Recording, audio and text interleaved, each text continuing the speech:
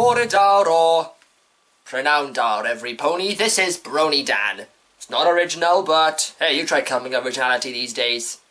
Remember the episode Pinky Apple Pie? How could you not? It was one of the best episodes of Season 4. It gave more character actions between Pinkie Pie and Applejack, with a fantastic song and a good strong message about friend and family ties. Overall, a grade A episode. And what about Mod Pie?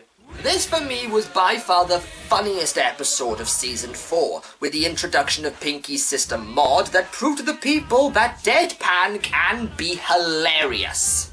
But I already knew that, considering I'm a fan of Milton Jones. My sister's got hay fever. Now she's got diabetes, so I tried to cheer her up, you know, flowers, chocolates. But what would happen if we were to combine these two elements together? Well, let's see what happens when we take a look at Hearthbreakers. We start off during Hearth-Swarming Eve. Yep, this is essentially a Christmas episode. In October, the week before Halloween. This is not Nightmare Before Christmas. You can't just show the episode on either holiday when there's no balance between the two. We see that finally Applejack and Pinkie Pie are bringing their families together for the festive season. Yay! When Spike and I spent our first Hearth-Swarming Eve together, he couldn't wait all night to open his presents. Ever since then, we've always opened them the night before. It's kind of like our tradition. That's not how our family does it. Well, it doesn't really matter what you think, Applejack. It's their tradition. This is going to act as a conflict, isn't it? So as they travel on the train, we see Applejack give some backstory about the creation of Hearth-Swarming. But since I already know the story thanks to Hearth-Swarming Eve back in Season 2, I'm just going to skip it.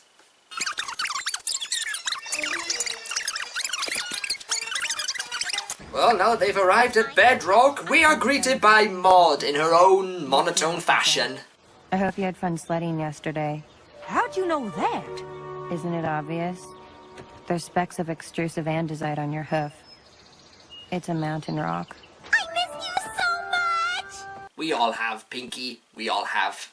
Now this is going to be interesting since we haven't seen Pinkie's family since her Cutie Mark flashback back in Season 1. So let's see how we get to know the Pie Clan. Okay, so we've still got the Amish parents, Igneous and Cloudy Quartz. Limestone, who I think may have anger management and is a bit OCD considering how much she overreacts to Holder's boulder. What'd I say about the boulder? She's kinda like the Rod Gilbert of the family. Use the tongues!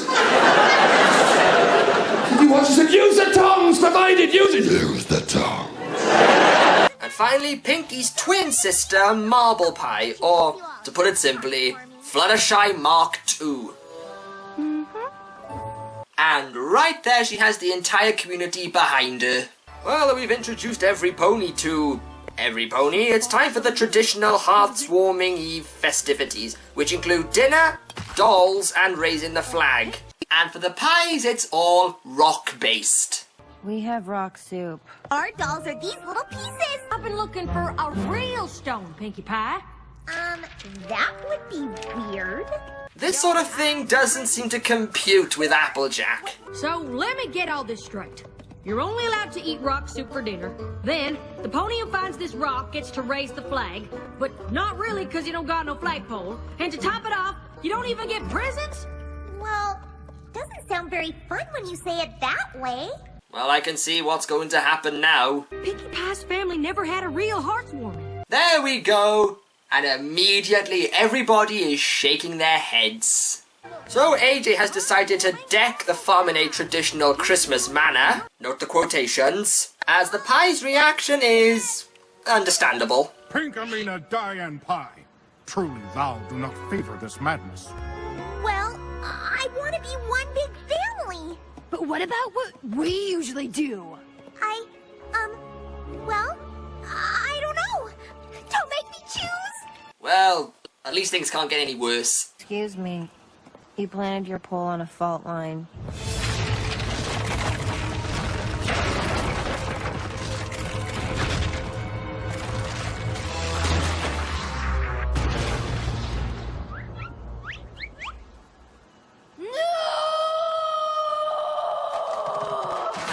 sweet irony. Well then, knocking over a boulder is enough to have the apples kicked off the farm as Applejack goes and cries. Well, that's strike 2 against the notion that Applejack cries on the inside. I'm too ashamed to go back up there. Your family, my family, they all must think I'm such a nincompoop. You know, the two of you are both at fault here. Applejack, because you forced your traditions on them without their consent, and Pinky, you really should have told them what your traditions were before you came here. This is the same thing that happened when you introduced Maud to your friends for the first time. They couldn't click with her because she was so different from what they were expected, and you had to learn that the hard way. So you really should have expected this. Anyway, as the apples head back to Ponyville, Granny Smith tells them why Holder's boulder was so important to the family. Well, now, their great-great-great-great-great-great-grandfather, Holder Cobblestone, he found that boulder in a dragon's nest, older than time itself. He built the family farm around it, even though it was just an ordinary rock. It's always brought them good luck.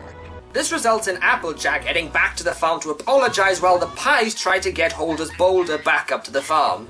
I'm pushing as hard as I can, too. Sure you are, Maud. You're putting about as much effort as a woman does when trying to push a car. A car! My shoes don't sleeping!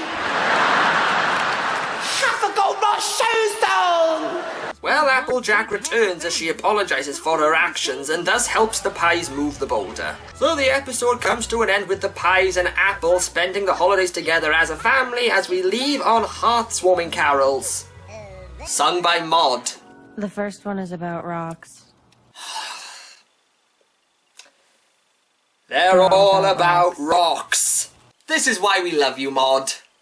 This was a fun episode, even if its placement in broadcasting is still a bit ridiculous. It was nice to see more interactions between Applejack and Pinkie Pie, plus the return of Maud is also a bonus. It was great to see more of Pinkie's family, and the moral itself was well handled. It's nice to share your traditions with others, but it's also important to know and learn others' traditions and teach them yours. Don't just try and force it in the hopes of bringing people together.